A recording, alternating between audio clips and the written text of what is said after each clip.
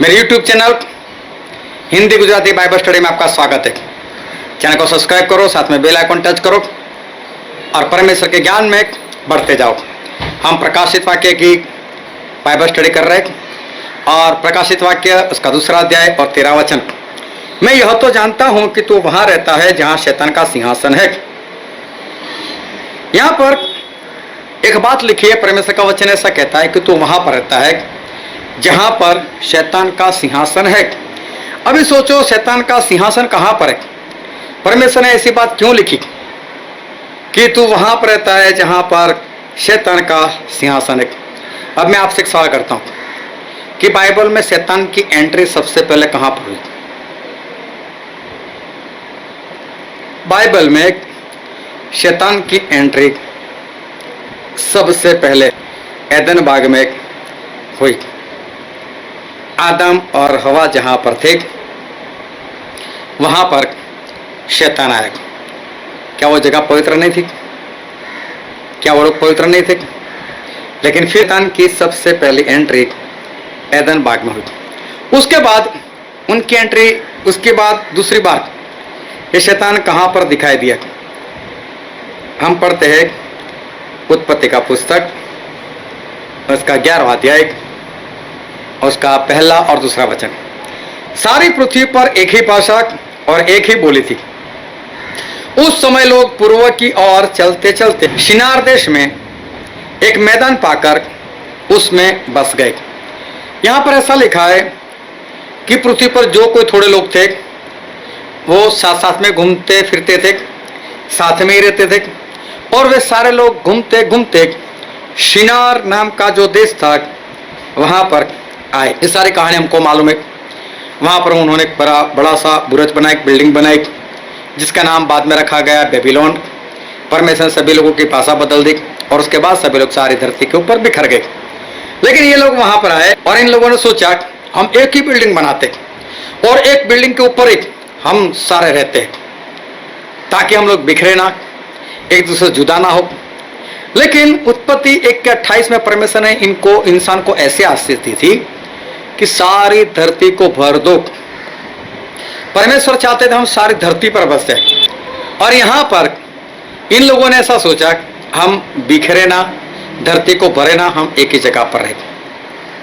आप सोचो कि परमेश्वर के वचन के विरुद्ध भड़काने वाला कौन होता है? वही तो शैतान है। तो एदन बाग के बाद शैतान ने किसी और जगह पर काम किया, तो वो था शिनार देश, जहां पर लोगों ने सोचा कि हम एक ही जगह पर स्थिर रहते, जबकि परमेश्वर का वचन ऐसा था कि नहीं, धरती के ऊपर फैल जाओ। उन लोगों ने बिल्डिंग बनाई, परमेश्वर ने सभी की भाषा बदल दी और इस बिल्डिंग का नाम रखा बाबिल या बेबीलोन। उसके बाद एक वचन हम और पढ़ते हैं जो पुराने नियम से है और जो है दानिएल भविष्यवक्ता के पुस्तक में, और उसका पहला ही अध्याय दानिएल 1 और उसका भी 1 और 2 वचन। और यहाँ पर ऐसा लिखा है, यहूदा के राजा यहोयाकीम के राज्य के 3रे वर्ष में बाबुल के राजा नबूकदनेस्सर ने यरूशलेम पर चढ़ाई करके उसको घेर लिया। अभी नबूकदनेस्सर आया, वो कहाँ का राजा था? बाबुल का राजा, मतलब बेबीलोन, मतलब शिनार देश का राजा था। फिर आगे लिखा है, तब परमेश्वर ने यहूदा के राजा यहोयाकीम को परमेश्वर के भवन के कई पात्रों से उसके हाथ में कर दिया, और उसने उन पात्रों को शिनार देश में अपने देवता के मंदिर में ले जाकर अपने देवता के भंडार में रख दिया। शिनार देश वहीं पर ते बाबिल का बुरुज बना था, और नबूकदनेस्सर वहीं के राजा थे, और बाबुल के राजा, शिनार के राजा, और शिनार ये बाबुल आज की तारीख में है इराक देश में, इराक देश में है। तो शिनार देश जो है, शिनार जो जगह है या बेबीलोन जो है वो इराक में आया। एक वचन और हम पढ़ते हैं जो लिखा है 2 राजा उसका 23वां अध्याय और उसका 29 वचन। उसके दिनों में फिरौन नको नाम मिस्र का राजा अश्शूर के राजा के विरुद्ध परात महानद तक गया, परात नदी वहां तक ये गया, और क्या लिखा है? अश्शूर के राजा के विरुद्ध। मतलब मिस्र का राजा जो था वो कहाँ पर गया? असूर में गया। और असूर जो है वो बेबीलोन का ही एक नाम है, या तो आज का जो इराक है उसका पुराना नाम है। और वहां पर फरात नदी जो थी वो वहां पर बहती थी, वहां पर फरात नदी थी। एक वचन और मैं पढ़ता हूं, उत्पत्ति उसका 2 अध्याय उसका 14 वचन। और तीसरी नदी जो एदन बाग से निकलती थी उसमें तीसरी नदी का नाम हिद्देकेल है, यह वही है जो असूर के पूर्व की ओर बहती है। और चौथी नदी का नाम फरात है। ये फरात नदी तो एदन बाग में थी, और वही नदी असूर मतलब बेबीलोन मतलब शिनार मतलब आज का इराक में पाई गई।